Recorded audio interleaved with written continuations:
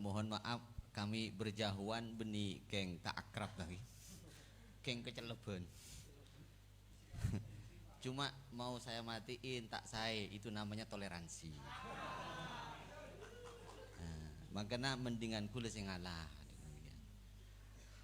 Jadi nanti sampean pahami wah itu lo akrab punten. Justru kami itu satu lembaga Basul Masail PCNU Sampang. Beliau sekretaris dan kula ketua nah. Iya keng ketepadan mungkin kula pola. Oke, sekali lagi saya posisinya sebagai pembanding benih perumus karena bahasa rumusan keluk lanceng. Pembanding saos kita kembali pada persoalan. Kalau saya amati dari onika jadi perumus kejak, kalau saya amati dari jauh ke teman-teman itu saya sudah pada tidak boleh kecuali beda siar dalam rangka mahasiswa syariat dan lain sebagainya. Baik Nurul Khalil yang setuju atau tidak itu pada. Nurul Khalil lebih menekankan ini hukum asal tidak boleh, cuma boleh karena ini. Yang lain tidak boleh, tidak memandang maslahat. Tapi itu saya tidak tertarik. Jawaban itu lo tertarik sekali. Makanya saya sekarang sebagai pembanding. Satu saya awali karena ini saya pembanding. Yuk kita kaji satu persatu persoalan ini. Ada 2 poin yang perlu saya tawarkan baik bagi peserta dan yang lain. Status non muslim dalam perspektif negara bangsa. Negara Indonesia nih kah ngereng kaji. Kenapa kok demikian? Perlu dikaji karena teks yang ada di fikih klasik ketika kita berbicara non muslim atau kafir itu pasti 4. Kalau tidak harbi, ya zimi, ya muahad dan mustakmin. 4 itu. Ini merupakan kalau hemat saya ini sosiologis politik. Kenapa kok demikian? Itu urusannya dengan kekuasaan, ada yang berkuasa, ada yang tunduk. Harbi jika tidak tunduk ya kita harbi, jika dia mau tunduk maka harus bayar jizyah, katakanlah itu namanya zimi. Kalau tidak mau jizyah yuk kita damai, jak perang itu namanya muahad. Atau kalau ada orang kafir mau masuk ke negara Islam, mau dagang itu namanya mustakmin dan lain sebagainya. Semua itu bias dari kajian fikih salaf yang bermuara pada daulah Islamiyah. Waktu kitab itu dikarang, daulahnya Islamiyah, yang menjadi peran utama dalam kajian kitab itu adalah orang Islam yang menjadi penguasa. Jadi wajar jika kafir itu harus tunduk total sama orang Islam karena waktu itu daulah Islamiyah khilafah, penguasanya Islam. Maka orang kafir tidak bisa macam-macam, harus 4 itu. Kalau tidak ya hajar kita. Kalau tidak mau dihajar ya harus dimibar jizyah atau perjanjian atau mustakmin. Kira-kira fikih klasik yang dikarang dalam konsep sosiologis politik yang bias dari daulah Islamiyah cocok tidak diterapkan atau ibaratnya dibaca untuk mengibarati persoalan di Indonesia. Mangken diminta pengen gelek lu sudah nih mendingan ke ngaki dapat ilmu banyak daripada kula mer ngaki sampean paling ibaratnya hanya itu saja. Kenapa kok tepat atau tidak? Karena Indonesia itu bukan milik orang Islam, bukan. Dan bukan juga negara Islam, tapi mayoritas. Kenapa? Karena yang memerdekakan Indonesia, yang punya Indonesia itu semua agama, semua etnis punya saham di sana. Jadi tidak ada dikatakan Indonesia itu daulah Islamiyah, tidak ada. Kalau memang Indonesia daulah Islamiyah maka cocok ibarat yang sampean baca itu untuk menjawab persoalan ini. Indonesia itu milik siapa? Tidak ada yang milik orang Islam juga punya saham, orang Hindu punya saham, ini punya saham. Makanya dikatakan negara bangsa atau negara Pancasila, atau dalam rumusan kajian NU itu dikatakan muwattinin, penduduk negara Indonesia. Semua punya hak. Jadi tidak ada diskriminasi, tidak ada 1, 2, tidak ada kelas A, tidak ada kelas B. Semuanya punya hak. Itu satu. Makanya ibarat sampean itu ya karena memang pelajar atau baru ikut ya wajar semangat, wah kafir dosa ya demikian. Saya juga kayak sampean dulu. Jadi nggak salah sampean. Kalau sampean seperti saya itu saya kelero. Jadi wajar untuk NU mempunyai ijtihad baru dalam Munas di Jawa Barat itu, bahwa orang non muslim di Indonesia siapapun itu bukan termasuk harbi, zimi, mustakmin atau muahad, namun dikatakan muwattinin.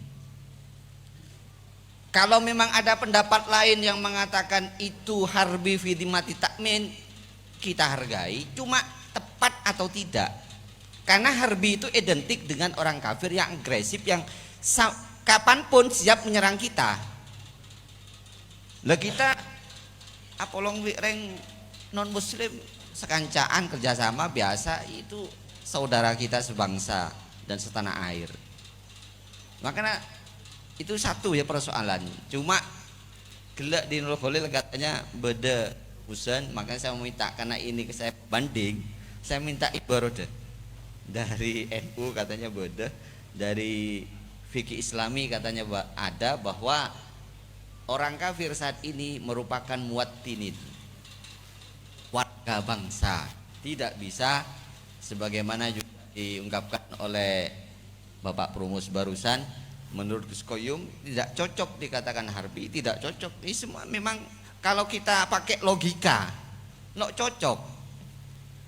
Karena semuanya Daulah Islamiyah, kajian kitab itu bias dari Daulah Islamiyah khilafah. Dan kitab itu dikarang waktu zaman Islam menjadi khilafah, menjadi penguasa dunia. Nah coba semakin semajer pacek reng kaper apa reng Islam juga di Indonesia ini. Sama-sama.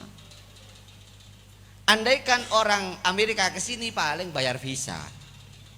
Jadi orang yang ada di Indonesia siapapun itu punya hak yang sama. Oke. Jadi saya minta tadi ya kan Khalid, satu nanti ibaratnya oleh moderator diminta nanti ya, status dianggap muwattinin, baik itu di rumusan NU. Rumusan NU itu sudah disepakati di Munas Jawa Barat bahwa kafir di Indonesia merupakan muwattinin, dan memang kajian salaf tentang kafir dhimmi itu merupakan bias dari Daulah Islamiyah khilafah, di mana waktu itu yang menjadi peran utama atau menjadi lakon itu orang Islam. Karena tunduk pada satu pemimpin. Nah, sekarang semuanya tunduk pada presiden masing-masing, tunduk pada aturan masing-masing, tidak ada pemimpin dunia. Oke, satu yang pertama ya. Yang kedua, kita berbicara pembanding, berarti fokus ke kajian saya. Nanti rumusannya napa cepon perumus yang ada di samping saya itu. Status Gus Yakut sebagai pemerintah. Bagus tadi ada yang mengutip itu, bahwa kita berbicara pemerintah terhadap rakyat. Kita jangan berbicara pribadi Gus Yakut, tapi sebagai menteri.